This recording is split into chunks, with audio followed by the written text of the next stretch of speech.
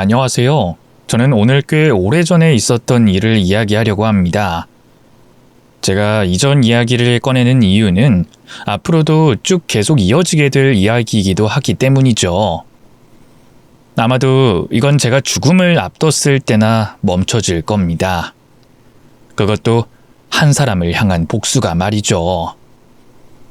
제가 독하다고 생각하시는 분들이 있을 거라고 생각해요.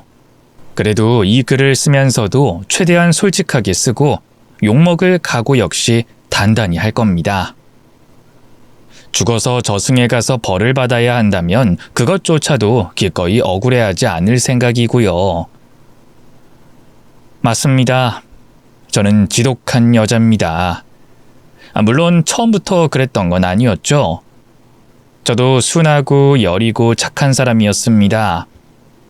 타고난 성품 자체가 낯도 가리고 부끄러움도 많아 남에게 싫은 소리 한 번을 못하는 그런 성격이었죠. 그랬던 제가 조금씩 바뀌게 된 것은 결혼 이후부터였습니다. 결혼하고 2년이 지나고 나서부터 남편에게 수시로 폭행을 당하며 살아왔어요. 습관처럼 한두 번 올리던 손바닥은 얼마 안 가서 주먹으로, 발로, 손에 잡히는 뭔가로 바뀌었죠. 요즘에 어린 아이들도 때리면서 키우면 안 된다, 함부로 하면 안 된다는 교육법이 있던데 저 역시 어느 정도는 동조를 합니다. 왜냐하면 폭력은 점점 중독이 되니까요. 어느 순간부터 때리게 되는 것에 감각이 무뎌집니다. 폭행을 가하는 당사자들은 그 사실을 알고 있을 거예요.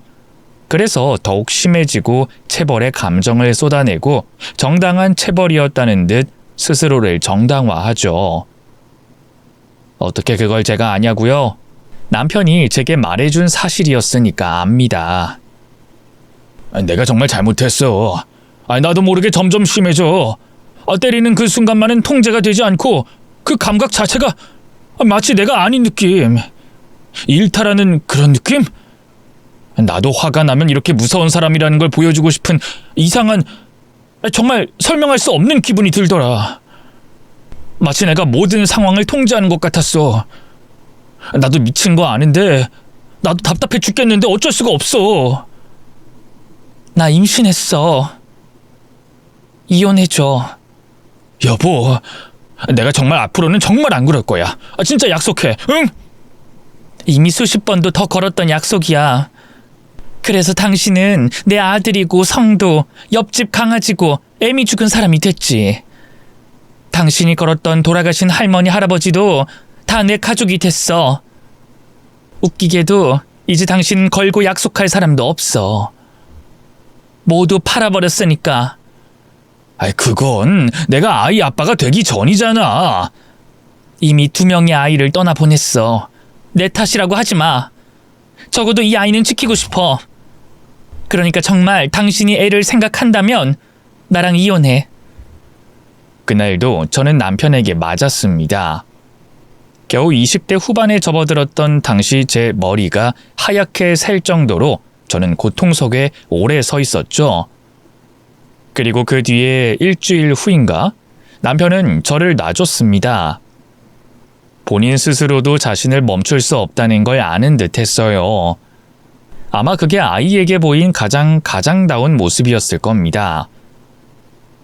처음이자 마지막 아빠의 역할이었던 거예요.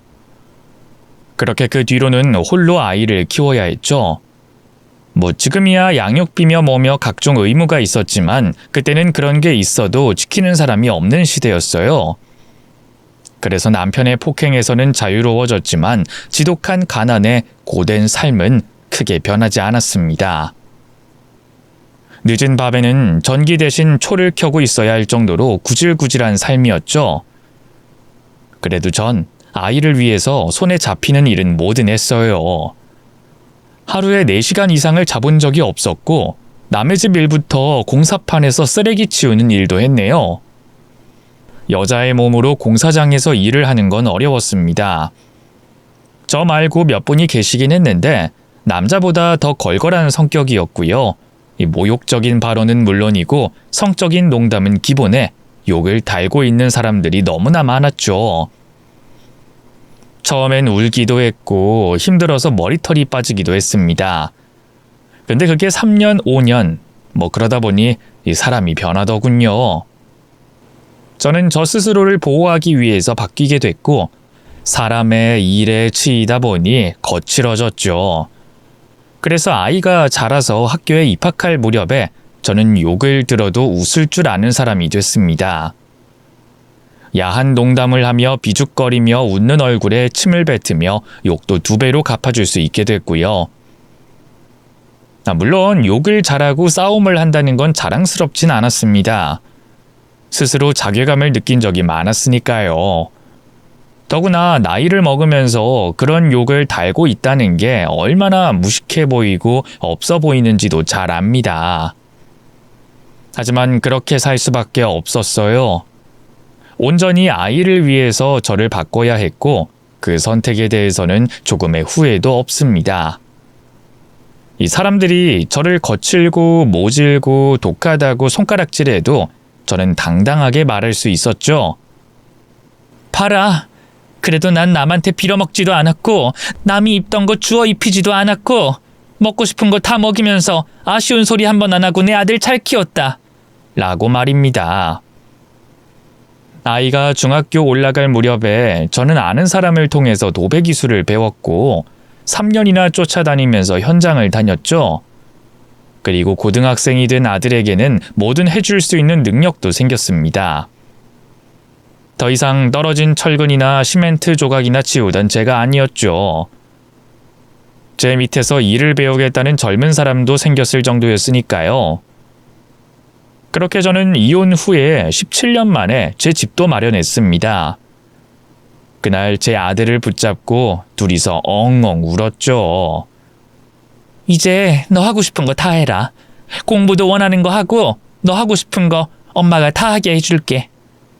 고생 많았어 우리 아들. 엄마가 고생했지. 난 공부도 잘 못하고. 엄마 미안해. 아니야. 너는 건강하게 자란 것만으로 됐어. 우리 아들 원하는 거 엄마가 다 이뤄줄게. 알았지? 우리 앞으로는 더 행복하게 살자. 응? 솔직히 우리 아들 공부도 그냥 보통 수준이었고 얼굴도 잘생기진 않았어요. 그래도 더없이 착하고 심성이 바른 아이였습니다. 제가 메이커 짝퉁인지도 모르고 사준 시장 옷을 입다가 놀림을 당해도 괜찮다고 해주는 그런 애였어요. 따돌림 당하는 친구를 도울 줄 알았고 대신 마음 아파해 줄 정도로 감성도 풍부한 아이였습니다. 그래서 저는 제 아들이 원하는 거라면 뭐든 군말하지 않고 들어줬었어요. 아픈 친구를 위해서 자신의 적금을 깨겠다는 것도, 교통사고로 입원한 친구의 병간호를 하겠다고 했을 때도 저도 팔을 걷고 도왔죠. 그런데 제가 딱 하나 아들의 부탁을 거절하는 날이 찾아오게 된 겁니다. 바로 결혼이었어요. 엄마, 그 사람이랑 이야기를 조금만 해보면 엄마 생각도 달라질 거라니까? 엄마는 아들 못 믿어? 진짜 좋은 사람이야. 착하고 상처가 좀 있을 뿐이라고. 너 아직 30도 안 됐어. 근데 결혼? 그것도 한번 다녀온 애랑 하겠다는 거야? 그게 뭐 어때서? 연애하다가 깨지는 사람도 있는데. 그리고 결혼 생활 고작 2년 했어. 그 정도면 그냥 헤어진 수준이지. 요즘 시대에 그런 거 흠도 아니야. 그래도 너랑 만난 지 얼마 되지 않았다며. 애초에 너무 성급해. 이건 아니야. 반년이나 된 거지. 날짜가 그렇게 중요해? 그리고 무엇보다 아이가 생겼다니까. 난 내 아이 책임질 거야. 이러면 우리 아빠 같은 사람으로 만드는 거라고. 거기서 너희 아빠 이야기가 왜 나와? 설령 책임을 안 지더라도 너랑 닮은 곳 하나 없어. 엄마. 그럼 일단 만나만 봐. 만나만 보면 내가 왜 그러는지 알 거야. 안 된다고. 그냥 아이는 치워. 준비도 안 된 상태로 결혼하는 거 아니야. 충분히 서로를 알아볼 시간은 가져야지. 내가 만나서 사정이라도 해보마. 엄마. 그 여자와의 결혼을 반대하는 이유는 재혼이라는 것도 있었지만 더 중요한 게 있었죠. 아들이 저를 설득하며 말하는 건 오로지 그 여자의 딱한 사정과 착한 마음이었어요. 하지만 결혼은 그것보다 더 많은 걸 봐야 한다는 걸 저는 잘 알았죠. 누군가를 지켜야겠다, 지켜주고 싶다는 동정심으로 시작된 결혼의 파국을 누구보다 잘 알았습니다. 바로 제가 제 남편에게 느꼈던 감정이었으니까요. 제 아들이 닮은 건 남편이 아니라 저였다는 뜻입니다. 그래서 저는 더 이를 악물고 나쁜 엄마가 됐죠. 물론 임신한 그 아이를 만났을 때는 사정하고 빌었습니다. 그런데 그런 제 앞에서 눈물을 뚝뚝 흘리면서 말하더군요. 저 좀 예쁘게 봐주시면 안 될까요? 아직 어린 아가씨잖아요. 우리 아들이 잘못한 건 100번이면 100번 사과를 할 거고, 만나지 말라는 게 아니라 결혼은 신중해야 한다는 거죠. 겨우 6개월 만났잖아요.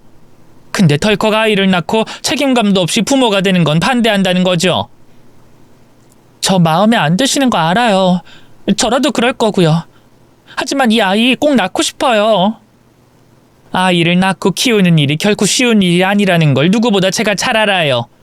책임감 좋죠. 하지만 책임감으로만 아이를 키울 순 없어요. 그리고 무엇보다 우리 아들은 이제야 직장에서 막 자리 잡았고, 아가씨는 아직도 취업 준비하고 있다면서요. 아이 낳아서 키우는 거 요즘 세상에 혼자 힘으로 가능하지가 않아요.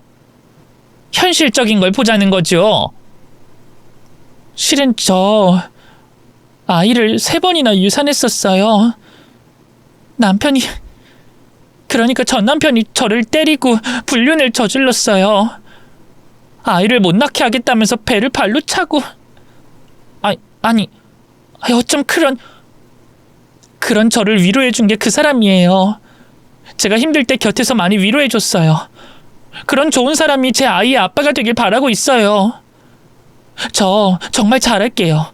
진짜 후회 안 하게 할게요. 아이를 위해서 일도 하고 부지런한 사람이 될 거고요. 얼굴도 예쁘고 참 여린 아이였습니다. 제가 던지는 말마다 마음이 아플 정도로 울었고요. 마치 그 아이인 제 젊은 시절을 보는 것 같았죠. 닭똥처럼 뚝뚝 떨어지는 눈물을 보고 있자니 제 아들이 왜 그 아이를 선택했는지 알 것 같더군요. 보고 있는 저도 지켜주고 싶은 마음이 들었으니까 말입니다. 그래서 결국 저는 허락을 했어요.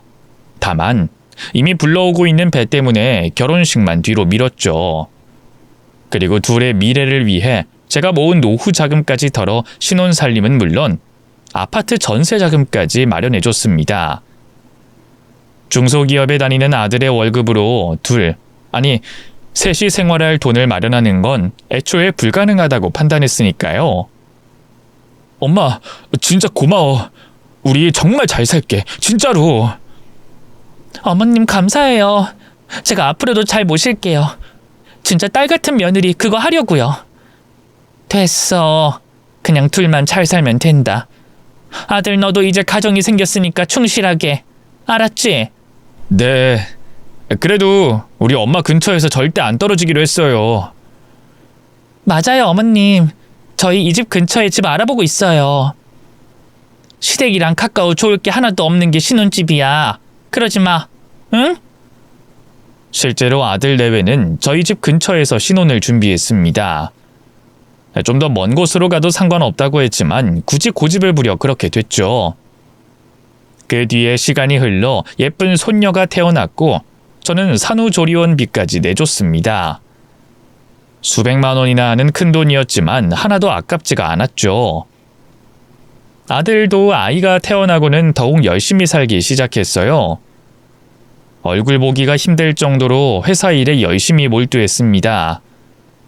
그런데 아이를 낳은 뒤 착했던 며느리가 조금씩 달라지기 시작했어요. 산후 우울증이라고 했죠. 또? 엄마 오늘은 일을 가야 되는데 이미 약속이 된 거라서 작업자들이랑. 그럼 엄마가 데리고 가면 안 될까? 그 사람 병원 가야 된다고 오늘은 아이랑 있지 않고 싶다고 하잖아. 어딜 데려가? 네가 엄마가 도배하는 곳이 어떤 줄 몰라서 하는 말이지? 거기 공사판보다 먼지가 많아. 나도 한번 다녀오면 코 속에 까만 먼지가 들어있을 정도야. 곰팡이도 있고. 아기를 데려갈 수 있는 환경이 아니야. 그럼 어떡해? 난 회사 가야 되는데. 일단 엄마 아는 친구 집에 맡겨보자. 근데 자꾸 이런 식이면 안 돼. 어차피 걔는 일을 하는 것도 아니고 집에서 쉬는데. 아픈 사람이잖아. 우리가 조금만 더 배려를 해주자. 응? 배려. 뭐 저라고 왜 안 했을까요? 누구보다 그 아픔을 알기에 더 잘해줬습니다. 며느리 입장에서 난 정말 좋은 시어머니야 라고 어디서 당당하게 외칠 정도는 아닐진 몰라도 하지만 적어도 저는 시어머니다운 것들은 아무것도 하지 않았습니다. 그 흔한 전화 한 통도 약속 없이 찾아가는 것도 명절이라고 부르는 것도 하지 않았죠. 그저 그 아이가 원하는 것을 최대한 맞췄고 가지고 싶은 게 있을 때 사줬습니다. 부모님이 일찍 돌아가신 아이를 내 딸이라고 생각하고 그렇게 품으려고 노력했고요. 하지만 아이를 낳은 이후부터 손주를 돌보는 건 대부분 제 몫이 되고 말았죠. 한 달로 치면 제가 25일은 데리고 있었을 겁니다. 제가 일이 있는 날에는 친구에게 돈까지 쥐어주면서 아이를 맡겼고요. 근데 문제는 그것만이 아니었습니다. 아, 짜증나. 쟤네 왜 계속 울어? 진짜 하루 종일 시끄러워서 참을 수가 없어. 여보, 애가 가려워서 그렇잖아. 아토피 때문에 그런 거야. 그니까 먹은 건 제때 치우고 방도 청결하게 하고 환기도 자주 시켜. 애 너무 뜨거운 물로 목욕시키지 말고. 아, 몰라. 우울증이 더 심해지는데 어쩌라고? 아, 귀가 울리는 것 같단 말이야. 아, 얼른 어머니 집에 맡겨. 내가 집에서 쉴 수가 없잖아. 야, 조용히 해. 그 뒤에는 날카롭지만 웅얼거리는 소리였고 아기 우는 소리와 섞여 제대로 듣지 못한 부분도 있어 적지 않았어요. 정말로 우연히 아들과 며느리가 싸우는 걸 제가 듣게 됐죠. 아마도 아들이 바지주머니에 쑤셔 넣은 휴대폰 때문에 실수로 제게 전화가 온 걸 겁니다. 그리고 그 일로 아들이 제게 아이를 맡기는 이유가 단순한 우울증 때문이 아니라는 걸 알게 됐죠. 아이에게 아토피가 있다는 건 진즉에 알았지만 집이 더럽다는 건 전혀 알지 못했어요.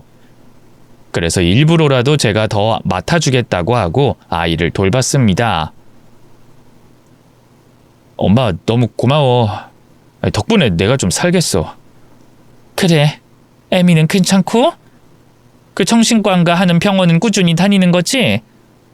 정신건강의학과. 그 잘 다니고 있어. 그러니까 금방 괜찮아질 거야. 그럼 엄마한테도 애도 안 맡길 거고 금방 이전처럼 돌아올 거야. 초반에 나나 엄마한테 잘했잖아. 조금만 참고 기다려봐요. 응? 그러자. 너도 많이 힘들 텐데 내가 괜한 소리 했구나. 아니야, 뭐 그 정도는 물어볼 수 있지. 엄마 아니었으면 이렇게도 못 살지. 내가 더 잘해서 조만간 진짜 행복하게 사는 모습 보여줄게. 하지만 그놈의 산후 우울증은 아이가 태어나고 3년이 다 돼갔지만 나아지질 않았어요. 저나 아들이 뭔가를 말하려고만 하면 공황장애가 오는 것 같다고 하거나 갑자기 죽고 싶다는 협박을 했죠. 무슨 증, 무슨 병. 저는 세상에 정신병이 그렇게 많은 것도 처음 알았습니다. 쓰려고 하니까 제대로 기억나지 않지만 한 5개 정도 있었어요. 병원도 꾸준히 보냈고 해달라는 건 다 해줬는데도 좋아지진 않고 오히려 시간이 갈수록 질환이 늘어나는 느낌이었습니다. 일이 그렇게 되다 보니 속내를 잘 비추지 않던 아들도 힘들어하며 한마디씩 하곤 했어요. 원래 결혼이라는 게 이렇게 힘든 건가? 요즘 좀 자꾸 속이 답답하네. 왜? 무슨 일 있어? 아니 그냥 얼른 그 사람이 좋아졌으면 좋겠다는 말이지. 정신적인 문제라는 게 생각보다 힘들잖아. 그래도 이전보다는 좀 좋아진 것 같긴 해. 뭐 친구들도 만나러 나가니까. 가끔 술도 한잔하는 것 같고. 물론 대부분은 안 나가는데 그 운동을 좀 다녀보라고 할까 싶기도 하고. 엄마한테 힘들면 말해. 내가 도울 테니까. 알았지? 알지. 고마워, 엄마. 혹시 말이다. 둘 사이에 무슨 문제가 있는 건 아니니? 너 요즘 얼굴도 그렇고. 아니야, 진짜로. 아픈 거 빼면 정말 나한테 잘해. 그래? 근데 너 살이 너무 빠진 거 아니야? 이거 다이어트 중이지. 나는 운동하거든, 저녁에. 그래? 그래서 계속 저녁에 전화가 안 되는 거구나? 그렇지. 바빠서 그래. 집에 들어오면 씻고 애도 좀 보고 하니까. 알았어. 엄마 걱정 안 할 거야. 가끔 네 시간 날 때 전화해주고, 응? 응, 엄마 고마워. 그 일이 있고 몇 달 정도 후, 그때도 여느 때와 크게 다르지 않았습니다. 아들이 며느리의 병원과 지방 출장 때문에 갑자기 아이를 맡겼고, 저는 아이를 데리고 병원에 갔다가 날씨가 좋아서 공원을 한 바퀴 돌았죠. 하지만 제가 그날 일이 있어서 어쩔 수 없이 오후 2, 3시쯤 친구에게 아이를 맡겼습니다. 그리고는 인부들과 함께 현장에서 도배를 시작했죠. 꽤 넓은 평수기도 했고 가게의 천장이 아치형이었기에 시간이 더 많이 걸렸습니다. 단련된 인부 2명이 함께 했는데도 식사도 못한 채로 자정이 가까워질 무렵에 마무리를 겨우 했으니까요. 제 밑에서 일을 하는 직원들을 챙겨야 했기에 저희는 일단 목욕탕에 들렸다가 바로 식사를 하러 갔죠. 그런데 그 늦은 시간에 문을 여는 곳은 대부분 밥집 겸 술집이었습니다. 자리에 앉아서 줄인 배를 채우고 있을 때 뒤에 시끄럽게 떠들던 여자들의 목소리가 들렸죠. 넌 진짜 결혼은 잘했어. 전 남편은 아직도 너 찾아와? 또 괴롭히진 않고? 거의 주기적으로 찾아오지. 주말에. 근데 난 거의 그 시간엔 안 나가잖아. 절대로 마주칠 수가 없지. 차라리 이사를 갈까? 이사? 그럼 애를 누가 봐줘? 너희 시어머니가 봐준다고 했잖아. 그래서 가까운 곳에 산다고 전화로도 그렇게 자랑하더니. 야, 부럽다. 난 돈까지 달라고 하더라니까. 절대로 손주 안 보신다고. 그러면서 매번 저출산이다 뭐다 그런 말 꼭 하셔. 하나 더 낳으라나? 난 너네 시어머니 하는 거에 반의 반만이라도 해주셨으면 하나 더 나을 텐데. 그래, 그것 때문에 이사를 못 가. 반찬도 만들어달라고 해도 되고. 진짜 너 대단하다. 어렵진 않아? 그래도 명색이 시어머니인데 뭐 정말 딸 같은 뭐 그런 거? 뭐 비슷해. 이제 슬슬 움직이기도 힘든데 이번에 차 한 대만 뽑아달라고 할까? 그게 가능해? 돈 잘 버신다고 듣긴 들었는데 진짜 대박이네. 야, 우리 시어머니 내가 조금만 머리 아프다 힘들다 이러면 다 들어줘. 공황장애랑 우울증, 무기력증 이런 걸로 대충 힘든 티만 내면 된다니까. 그 집 식구들 자체가 진짜 호구야. 호구. 그러니까 애 유치원 보낼 때까지는 계속 그렇게 살아야지. 미쳤네. 너 진짜 대단하다 대단해. 남자복은 둘째로 쳐도 시댁복까지? 그러게. 너도 얼굴만 보고 만나지 마. 남잔 성격이야 성격. 어차피 늙으면 주름지고 배 나오는 거 똑같은데 넌 꼭 그렇게 남자 얼굴만 따지더라? 그러는 너는 얼굴만 빼고 다 보잖아. 웃겨. 뭐 저런 여자들이 다 있나 했는데 계산하려고 나갔을 때 그 얼굴을 보고 저는 황급히 몸을 돌렸죠. 옷을 입은 것보다 벗고 있는 게 더 많은 너덜너덜한 차림을 한 여자는 다름 아닌 제 며느리였던 겁니다. 짙은 화장에 앞머리가 있는 가발까지 뒤집어 쓴 상태였고 목소리조차 달랐죠. 평소에 저와 이야기할 때는 늘 바람 빠진 풍선처럼 늘어진 목소리였기에 똑같은 사람이라고 상상할 수가 없었거든요. 친구를 만나고 술이 몇 잔 들어가서 나온 허세일까 생각도 했습니다. 하지만 그 목소리에 그 옷차림까지 자꾸만 이상한 기분이 들었죠. 그 뒤로부터 저는 며느리에 대한 불신이 생겼습니다. 그리고 자꾸만 고개를 드는 의심을 잠재우려고 며느리가 일주일에 한 번씩 가는 병원까지 쫓아갔어요. 그런데 그 병원으로 들어가는 게 아니라 백화점으로 가는 걸 봤습니다. 그리고 저는 뒤이어 바로 전화를 걸었고 며느리는 병원이라고 전화를 끊어버렸어요. 그렇게 알게 된 거였죠. 제 며느리가 거짓말을 잘 하는 사람이라는 걸 말입니다. 그래도 처음에는 그냥 오해일 수도 있다고 생각했죠. 그래서 병원 가는 날마다 뒤를 밟았고 며느리 주변을 돌다가 우연히 마주친 게 이 며느리의 전 남편이라는 작자였어요. 딱 7일째 되는 날 동안 며느리는 한 번도 병원에 가지 않았다는 건 덤이었습니다. 저 기억하시죠? 그 2년 전에 아드님 신혼집이요. 제가 찾아가서 막 소리 지르고 경찰서에 끌려갔던 거 보셨잖아요. 직접 신고도 하신 적 있고요. 그때가 또 어디였지? 그 가전제품 매장? 네. 기억하시죠? 저 멱살까지 잡고 저한테 욕도... 그때 제가 좀 무례하게 굴었죠. 혹시 이야기할 시간 좀 될까요? 사실 그 사람은 신혼집을 구하고 가전제품을 사러 다닐 때 우연히 마주쳤던 사람이었습니다. 며느리가 처음 결혼을 했을 때 폭행을 가해 유산시킨 장본인이기도 했죠. 그러니 그런 놈을 마주쳤을 때 저는 필사적으로 며느리를 보호했습니다. 울면서 소리를 꽥 지르곤 주저앉는 며느리 대신 멱살을 잡고 쫓아냈고요. 그 뒤로는 한 번도 마주친 적이 없었는데 그날 딱 마주한 거였죠. 하지만 남자는 일단 일 때문에 바쁘다면서 제게 전화번호만 딸랑 남기고 사라졌습니다. 그리고 허무하게 돌아온 날 아들에게서 전화 한 통을 받게 됐죠.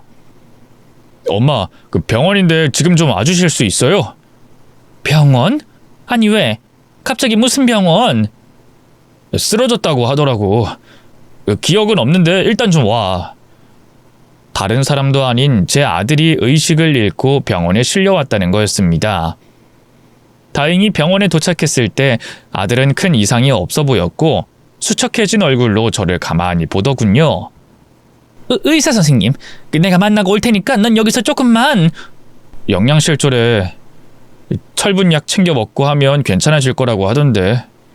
뭐? 이 시대에 영양실조라니? 너 몸 망치려고 밥도 안 먹고 다닌 거야? 내가 준 반찬이며 뭐며 다 어쩌고 밥을 안 챙겼어? 엄마, 미안해요. 근데 아들이 갑자기 눈물을 흘리기 시작했습니다.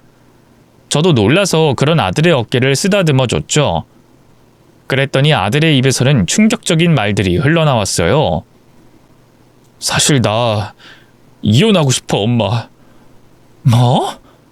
그게 무슨... 알아. 내가 고집 부려서 한 결혼이라는 것도, 엄마가 하지 말라고 했던 일도 다. 그래서 더 버텼어. 이 악물고 참고 계속 버텼어. 근데 이건 아닌 것 같아. 아무리 생각해도 이게 결혼이 아닌 것 같아. 아들은 한참을 울면서 제게 사과를 하고는 덤덤하게 있었던 일을 말하기 시작했죠. 시작은 배달 음식이었다고 합니다. 아이를 낳기 전부터 전조가 있었다고 해요. 집에 오면 늘 아무렇게나 쌓여있는 배달 음식을 치워야 했다고 합니다. 처음에는 임신하고 먹고 싶은 게 많아서 그러니 괜찮다고 생각했다고 해요. 하지만 다달이 200만 원에 가까운 돈이라는 게 문제였죠. 그래서 카드를 만들어서 쓰기 시작했어. 아이를 낳으면 괜찮아질 거라고 생각하기도 했고. 근데 점점 늘어나기만 하고 배달 음식비에 생활비, 공과금, 보험금, 그리고 그 사람이 문화생활 한다면서 쓰는 돈이 더 많아지기만 했지. 거의 매일 쇼핑까지 했으니까. 그래서 아이까지 나오니까 들어가는 돈은 더 많았고 병원비까지 합쳐지니까 소액대출로 막아보다가 그것도 모자라 카드로 현금 서비스까지 받게 된 거야. 일단 생긴 빚이니 내가 해결하려고 했어. 엄마한테 잘 사는 모습 보여주고 싶었고. 그래서 회사 끝나고 대리운전도 했어. 어떻게든 버텨보려고 했다고 하더군요. 아이가 조금만 더 크면 산후 우울증이 끝나면 이런 식으로 자기 자신을 설득하면서 말이죠. 하지만 문제는 돈에서 끝나지 않았다는 거였어요. 투잡을 하면서도 집에 들어오면 집안일도 잔뜩 쌓여 있었다고 합니다. 허물처럼 벗어둔 아내의 옷을 정리하고 청소를 하고 설거지에 빨래를 하고 아이를 씻기고 분리수거까지 했다고 하더군요. 아토피가 있는 아이 때문에 청소를 도저히 거를 수가 없었고 며느리에게 맡기면 아이의 피부가 늘 뒤집어지니 음식까지 미리 자신이 요리해서 준비를 해뒀다고 했죠. 그러면서 본인을 챙길 시간이 부족해진 겁니다. 모든 일을 끝내고 나면 밀려오는 허기에 수저를 들었다가도 떨어진 식욕에 몰려오는 피로까지 같이 온 거였죠. 그렇게 한 번, 두 번 끼니를 거르다가 보니 어느새 배고픔도 느껴지지 않았다고 합니다. 몸은 괜찮은 줄 알았는데 어느 날부터 손톱이 종이처럼 찢어지더라고. 그리고 머리카락도 자꾸 빠지고. 근데 이게 병원에서 영양결핍이 온 증거라고 하더라고. 아이고, 그렇게 힘들면 말을 했어야지, 말을. 너 바보야? 왜 그랬어, 왜? 엄마한테 면목이 없어서. 그렇게 말리는 결혼을 하고 떵떵거리면서 행복하게 살 줄 알았어. 내가 그 사람을 구제했다고 생각했는데 아니었어. 근데 이런 생각을 하는 내가 너무 소름 끼치고 싫어, 엄마. 그 사람은 그냥 마음이 아픈 건데. 내가 너무 이기적이고 못된 인간인 것 같고 딸한테도 너무 미안하고 내가 진짜 이상한 것 같아. 이혼을 하고 싶다고 하면서도 커다란 죄책감을 떠안고 있는 아들을 보고 있으니 마음이 아팠습니다. 아마 정말로 헤어지더라도 평생 자신의 잘못으로 온전히 돌릴 여린 아이라는 걸 알았죠. 그래서 저는 며느리의 전 남편에게 연락을 취했습니다. 늘 바쁜 모양인지 한참의 시간 조정 끝에 드디어 마주하게 됐죠. 바짝 마른 몸에 퀭한 눈, 꼭 제 아들의 모습과 닮아 있더군요. 이전에는 그 퀭한 눈이 이혼한 마누라를 찾아다니는 미친 사람의 눈이라고 생각했습니다. 하지만 다시 만난 그 사람은 피곤하고 힘들어 보이기만 했죠. 바쁘신데 시간 내주셔서 감사합니다. 다른 건 아니고. 그 여자 본색을 아신 거죠? 네? 그쪽 분 며느리이자 제 전 와이프요. 그 여자가 저를 어떻게 말했는지 말 안 해도 알아요. 도박에 미쳐서 자기 재산을 빼앗았다고 했죠?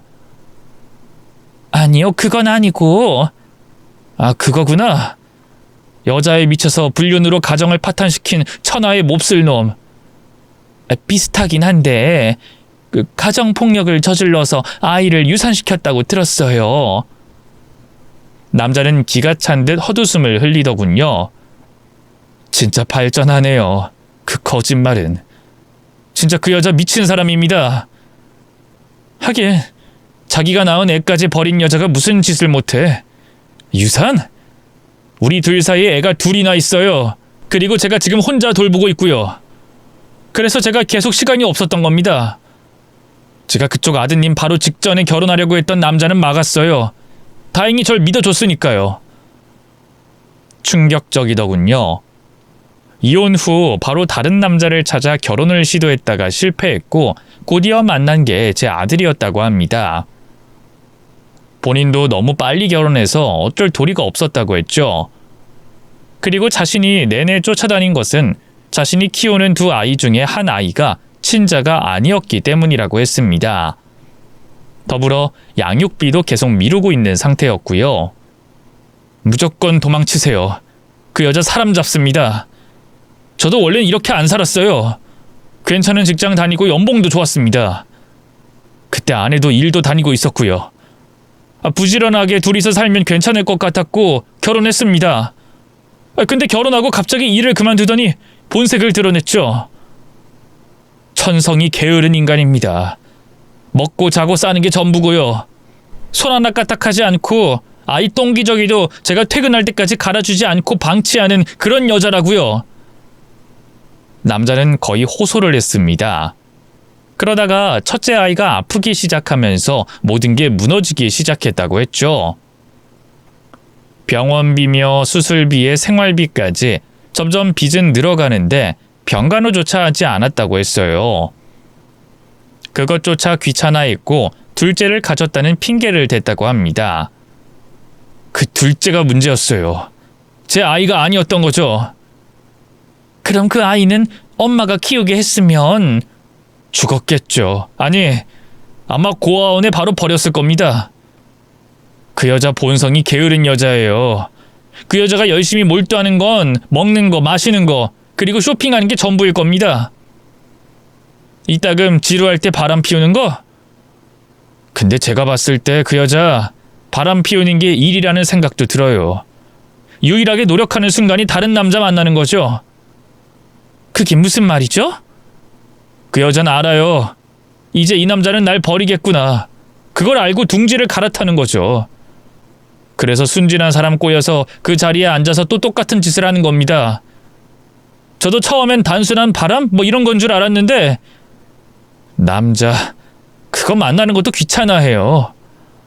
그냥 자기를 먹고 살게 해줄 호구를 찾아다닌 거거든요. 모르긴 몰라도 그 여자 이제 30 초반, 다른 남자들 인생도 여러 번 망가뜨릴 겁니다. 두고 보세요. 그걸 막아주려고 했는데 제가 그날 그렇게 행동을 해서 정말 죄송합니다. 그때 저도 좀 충격을 받긴 했어요. 그래서 앞으로는 그 여자 안 찾으려고요. 좀 찜찜하긴 하지만. 양육비는요? 주겠어요? 그 여자가? 그리고 양육비 이전에 제가 쫓아다닌 건 애 아빠라도 알려고 한 건데. 애를 데려다 주시려고요? 아니요, 뭐 그건 아니고 뭐 이미 정이 들었고 저 혼자 어린 애들을 2명 키우는 거 솔직히 너무 힘듭니다. 빚도 갚아야 하니까요. 그래도 견디다 보니 이제 유치원도 갈 수 있는 나이라서요. 근데 친부는 알아야 나중에 아플 때 대비라도 하죠. 제 첫째 아들이 아팠던 것 때문에 불안해서 그래서 더 쫓아다닌 겁니다.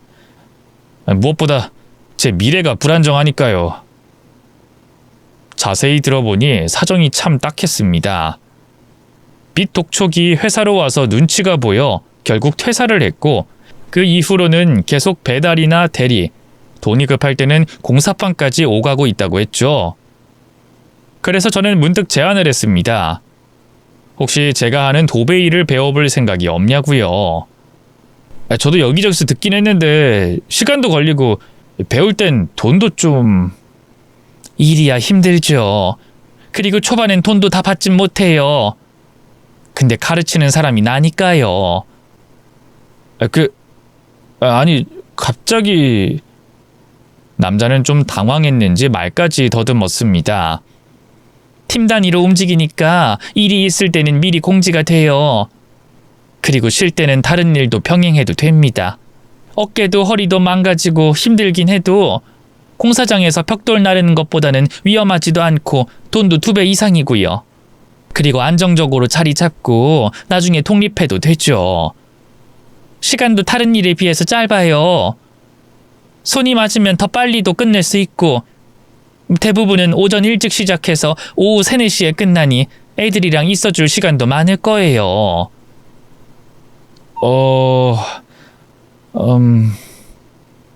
남자는 한참 말을 잇지 못하더니 끝내 울음을 터뜨렸습니다. 그리고는 연거푸 감사하다, 고맙다는 말을 하더군요. 일단은 하는 일을 조금 정리하겠다는 말을 끝으로 그렇게 헤어지고 저는 일단 유전자 검사부터 진행했습니다.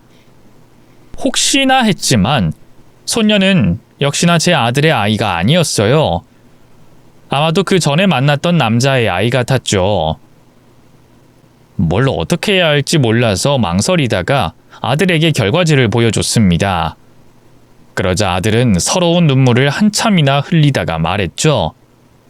엄마, 이혼할 거야. 근데 무슨 말인지 알 것 같아. 엄마도 찬성이야. 미안해, 엄마. 뭐가 자꾸 미안해. 네가 안 키운다고 했으면 내가 키울 아이였어. 괜찮아. 애가 무슨 잘못이 있어서 그런 애한테 보낼 수가 있겠어. 난 그렇겐 못해. 혼인 무효 소송까지도 할 수 있어. 근데 그렇게 되면 괜찮아. 이혼을 해도 내 아들이 뭐가 달라지는 것도 아니고 엄만 다 괜찮아. 결국 그렇게 저희 아들은 며느리와 이혼을 했습니다. 며느리는 거의 맨몸으로 쫓겨날 정도로 탈탈 털었어요. 심지어 제가 선물했던 가방, 구두, 모조리 불에 태워버렸죠. 아들의 집에 있던 며느리 물건은 물론이고 며느리의 흔적이 조금이라도 있는 건 모두 팔거나 버렸습니다. 서류 정리가 완전히 끝났을 때 다행히 아들은 일상으로 돌아왔죠. 남은 카드 빚은 제가 정리를 해줬고 신혼집을 정리하고 저희 집에 들어와 영양 상태도 많이 좋아졌고요. 더구나 매일 아토피 때문에 힘들어했던 손녀의 상태도 저희 집으로 완전히 옮기면서 나아졌습니다. 그리고 약속도 지킬 수 있었죠. 며느리의 전 남편인 그 사람이 제 밑에서 일을 시작했으니까요. 모든 일상이 제대로 돌아가는데 그러지 못한 건 바로 저였습니다. 하루에 12번도 더 깨어나서 가슴을 부여잡고 숨을 몰아쉬는 날이 많았죠. 어쩌면 아들도 그랬을지도 모릅니다. 그런데 저는 좀처럼 그게 나아지지 않았어요. 어디 가서 또 저희 아들이 폭력을 했다거나 바람을 피웠다고 말하는 악몽을 꾸곤 했죠. 그런데 며느리의 전 남편이 문득 며느리 이야기를 제게 했습니다. 그 여자 또 결혼할 준비를 하는 모양이더라고요. 진짜 지독한 여자야. 불행한 애들을 얼마나 더 만들고 싶어서 안달이 났는지 모르겠어요. 저출산이다 뭐다 하면서 똑똑한 사람들은 책임감 때문이라도 아이를 많이 안 낳으려고 하는데 꼭 머리에 든거 없는 여자들이 그런 식으로 책임도 못할 짓은 엄청 저지른다니까요. 그렇지 않아요? 근데 자네는 그런 이야기를 어디서 들어? 신혼집이며 찾아낸 것도 우연인 줄 알았는데. 사실 저희 사촌형이 심부름 센터를 하거든요. 제 아이 친아빠가 누군지 조사를 계속 해주고 있는 상태라서 듣기 싫어도 소식이 들려와요. 또 결혼을 한다는 거니? 네, 미친 여자죠. 멀쩡하게 생기고 가식을 떠니까 순진한 남자들은 대부분 속잖아요. 그 소식을 들은 날 저는 밤잠을 설쳤죠. 그러다가 아침에 그 사람에게 연락해서 결혼하려는 남자의 회사를 알아냈습니다. 그리고 저는 그 남자를 불러달라고 해서 마주했고 그간의 상황을 모두 설명했죠. 그런데 저를 믿지 않더군요. 마치 예전의 저처럼 말입니다. 제가 그 말을 하자 며느리 전 남편도 엄청나게 걱정을 했어요. 다시는 가지 마세요. 그러다 정말 큰일 나요. 명예훼손죄도 있고 또 그 여자도 성격 보통 아니거든요. 사장님한테 무슨 짓이라도 하면 어쩌시려고요. 남자도 지금은 눈이 돌아 있을 건데. 내가 그냥은 못 넘어가겠어서 그래. 자네도 알잖아. 알죠. 그럼 차라리 저랑 같이 가요. 남자한테 말고요. 결국 우리는 남자 집으로 찾아갔습니다. 외아들을 키우고 있다는 부부였는데 저희는 침착하게 상황을 설명했고 저희가 가지고 있는 증거들을 보여줬죠. 그리고 가장 중요한 유전자 검사 결과까지 보여줬습니다. 그리고 일주일쯤 뒤에 며느리가 씩씩거리면서 저를 찾아왔어요. 미쳤어요? 진짜 돌았구나. 이제 당신이랑 나랑은 남이야 나. 말아? 그리고 지금 이런 짓 하면 고속감이야. 내가 어디 한번 미친년처럼 고소해봐? 그래서 콩밥 좀 쳐먹어야 정신이 들겠어? 감히 내 결혼에 똥물을 튀겨? 이게 아주 쌍으로 지랄이네. 며느리는 제 머리채까지 잡았습니다. 하지만 저는 울대를 쳐버렸죠. 캑캑거리면서 숨도 못 쉬고 있는 며느리를 가만히 보고 있었는데 다시 정신이 들자 제게 달려들더군요. 하지만 저는 그 팔을 잡아 뒤로 밀어버렸습니다. 게을러서 자기 밥그릇도 챙기지 못하는 30대 여자, 그리고 반평생을 도배 일을 하면서 생긴 저는 애초에 싸움 자체가 되지 못했죠. 저는 드러누워서 버둥거리고 있는 며느리의 얼굴에 침을 뱉은 뒤에 제가 알고 있는 가장 끔찍한 욕설을 퍼부었습니다. 파랗게 질려서 벌벌 떨고 있는 그 꼴을 보니 속이 시원하더군요. 그래, 이제 남이니까 고소해. 근데 너 각오는 해야 될 거야. 내가 딱 한마디만 할게. 나 시간 되게 많아. 돈도 많고. 어디 한번 가보자. 내 인생 남은 시간 다 걸고 너는 내가 끝까지 쫓아다닐 테니까. 이거 협박이야? 협박이야. 내가 키운 고운 내 아들 서류에 흠집 냈을 때 이 정도 각오는 했어야지. 게을러 터져서 남자 하나 호구 잡아 평생 그렇게 살 생각이었지? 근데 앞으론 너는 아주 열심히 일해야 될 거야. 왜? 내가 너 그렇게 만들 거야. 고소하라면 못할 줄 알아? 너 폭행으로 내가 먼저 쳐넣을 거야. 그래, 그렇게 하나씩 시작해보자. 너 사람 잘못 건드렸어. 그건 알고 있어. 그리고 하나 더 말해줄게. 한 살 한 살 먹으면 알게 되겠지만 앞으로는 쉽게 누구 못 만날 거야. 언제까지? 내 머리 위에 관뚜껑 닫히는 그날까지. 근데 넌 내가 죽어도 그렇게 못 살걸? 그땐 너도 늙고 추해질 테니까. 악을 쓰면서 아이처럼 발길질을 하던 며느리를 뒤로하고 멋지게 나왔습니다. 그리고 그날은 정말 푹 잤어요. 아들이 병원에 있다는 소식을 들은 이후 처음으로 제대로 잠들었죠. 그 흔한 꿈도 꾸지 않고 내리 잠들 수 있었습니다.